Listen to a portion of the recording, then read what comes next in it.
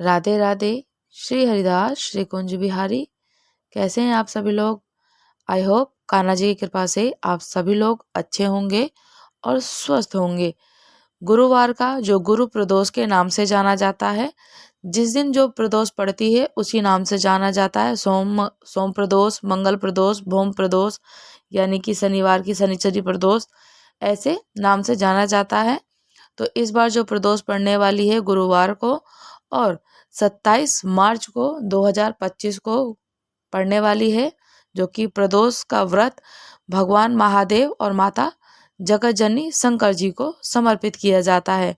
गुरु प्रदोष का व्रत हिंदू धर्म में बहुत बड़ा महत्व है, जो अपने आध्यात्मिक और धार्मिक महत्व के लिए माना जाता है और जाना जाता है। ये दिन भगवान शंकर जी को और माता जगतजननी को पूजन का समर्पित किया जाता है।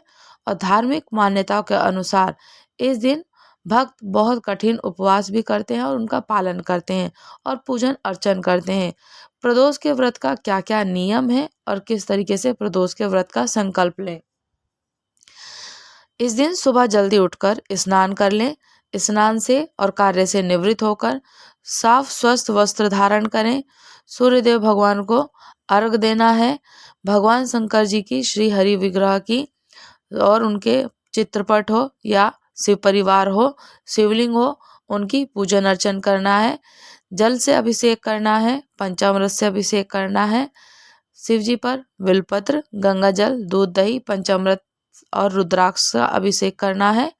गरीब और ब्राह्मणों को भोजन करा सकते हैं। इस दिन शिव चालीसा और मंत्रों का जाप करना चाहिए। फल और मिठाई का भोग लगाना चाहिए। घर में साफ सफाई करने से पहले मंदिर की भी हमें साफ सफाई करनी है। प्रदोष के दिन हमें क्या करने से बचना चाहिए? शिवलिंग पर नारियल नहीं चढ़ाना चाहिए। शिवलिंग पर तुलसी का पत्ता, सिंदूर, केतकी के फूल और हल्दी अर्पित नहीं करनी चाहिए। शिवलिंग पर शंख से जल अर्पित नहीं करना चाहिए। प्याज, लहसुन और ये तो मदिरा वगैरह नहीं खाते हैं, तो किसी भी भोग में नहीं आता है, तामसिक भोग होता है। इन सब चीज़ों से सेवन करने से बचना चाहिए, पहले से ही बचना चाहिए। जैसे कि आज मान लीजिए त्रयोदशी लग रही है, तो द्वादश वाले दिन से ही हमें पालन करना चाहिए।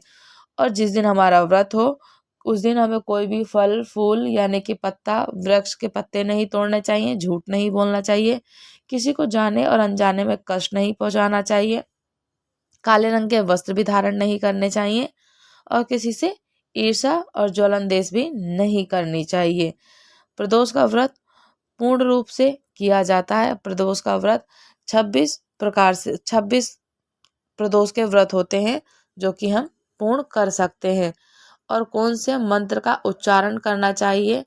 मंत्र उच्चारण कीजिए महादेव जी का, आप जो भी मंत्र कर सकते हैं उस प्रकार से उनका मंत्र उच्चारण करें, नाम जप करें, श्री भगवान जी की पूजा करें और इसी तरीके से पूजन अर्चन करके आप अपने प्रदोष के व्रत का संकल्प लीजिए कि महादेव पिताजी, मैं व्रत का संकल्प लेती हूँ पूजन अर्चन के बाद में कि आज मेरा पहला, दूसरा, तीसरा जो भी हो प्रदोष का व्रत है, मेरे प्रदोष के व्रत को पूर्ण कीजिएगा, मुझसे रही सही गलतियों को क्षमा कीजिएगा।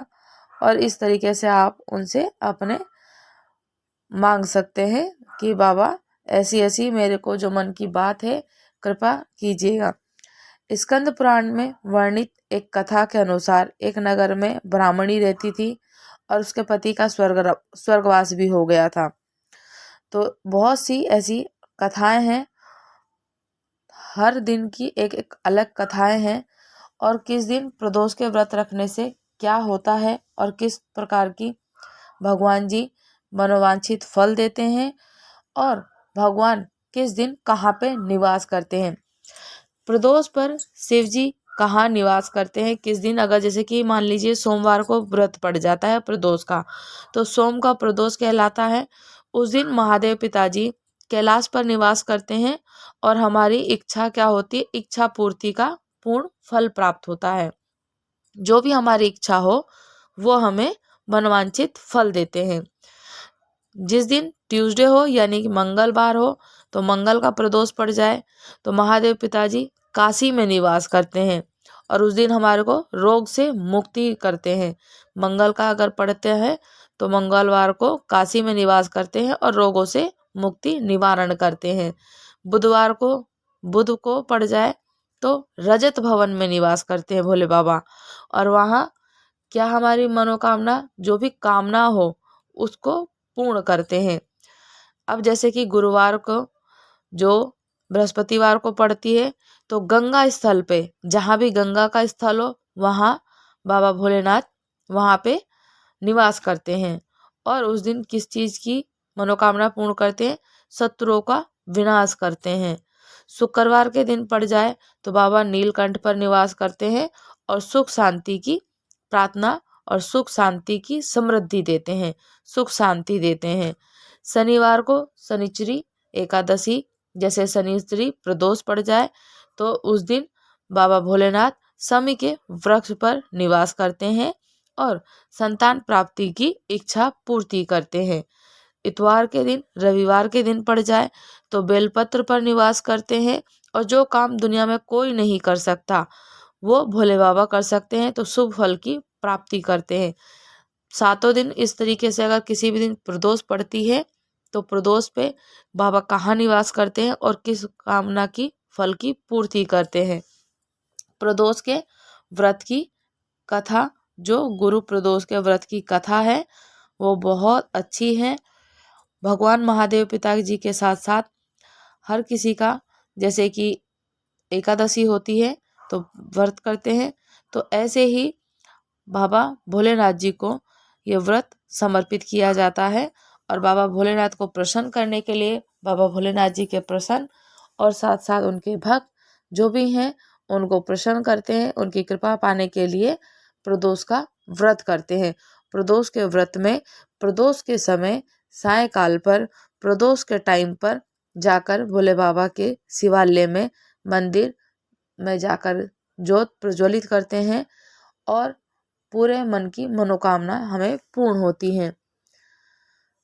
प्रदोष का व्रत हो या कोई भी व्रत हो, सबसे पहले गणेश जी की पूजन अर्चन होती है, गणेश जी की आरती करते हैं और जो प्रदोष व्रत गुरुवार के दिन पड़ता है वह गुरु प्रदोष का व्रत कहलाता है। गुरु प्रदोष का व्रत रखने से भक्तों को अपने पूर्वजों का आशीर्वाद भी मिलता है और गुरु प्रदोष का व्रत यानी कि कथा, गुरु प्रदोष के व्रत की कथा आरंभ करते हैं। एक बार इंद्र और वत्रासुर की सेना में घनघोर युद्ध हुआ। देवताओं ने दैत्य सेना को पराजित कर नष्ट और भ्रष्ट कर डाला।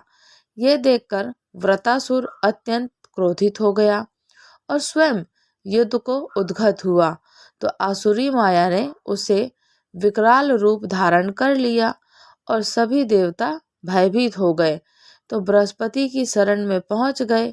तो बृहस्पति महाराज जी बोले, मैं पहले तुम्हें वृत्रासुर की वास्तविक परिचय दे देता हूँ।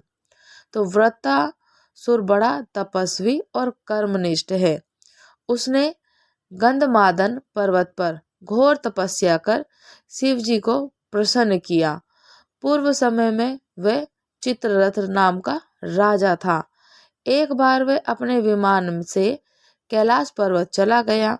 वहां शिव जी के वाम अंग में माता पार्वती का विराजमान देखकर वह उपहास पूर्वक बोला कि हे प्रभु, ये तो मोह माया में फंसे होने के कारण हम स्त्रियों के वशीभूत रहते हैं, किंतु देवलोक में ऐसा दृष्टिगोचर नहीं हुआ कि स्त्री आलिंगनबद्ध में हो सभा में बैठे।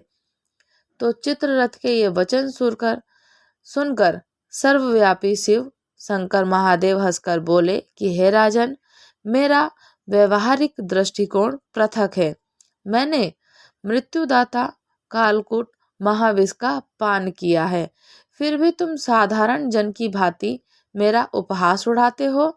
माता पार्वती क्रोधित हो चित्ररथ से संबोधित हुई, अरे दुष्ट, तूने सर्वव्यापी महेश्वर के साथ ही मेरा भी उपहास उड़ाया है, अतः मैं तुझसे वह शिक्षा दूंगी कि फिर तू ऐसे संतों का उपहास और दुस्साहस नहीं करेगा।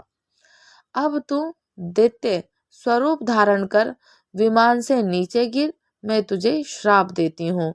जगदम्बा भवानी के अभिशाप से चित्ररथ राक्षस योनि में प्राप्त हो गया और त्वष्टा नाम का ऋषि के श्रेष्ठ तप से उत्पन्न हो वृत्तासुर बना। गुरुदेव बृहस्पति जी आगे बोले कि वृत्तासुर बाल्यकाल से ही शिव जी का बहुत बड़ा भक्त रहा है, अतः इंद्र मैं तुम बृहस्पति प्रदोष का व्रत और शंकर भगवान को प्रसन्न करो। तो देवराज इंद्र ने गुरुदेव की आज्ञा का पालन कर बृहस्पति प्रदोष के व्रत का किया और गुरु प्रदोष का व्रत को प्रताप करने से और उसके फल को प्राप्त करने से शीघ्र ही वृत्तासुर पर विजय प्राप्त हुई और देवलोक में शांति छा गई।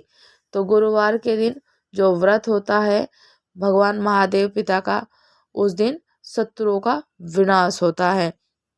जो इस दिन प्रदोष पड़ने वाली है 27 मार्च 2025 को पड़ने वाली है और प्रदोष का व्रत महादेव पिता माँ भगवती जगत जननी जी को समर्पित किया जाता है। इस दिन हम लोग व्रत में एक समय फलहार कर सकते हैं और एक समय भोजन कर सकते हैं। व्रत के कुट्टू के आटे, समा के चावल, जो आलू होते हैं और फलहार जो भी आप खाना चाहें, मीठा भोजन आप बनाएं और आप भोजन कर सकते हैं।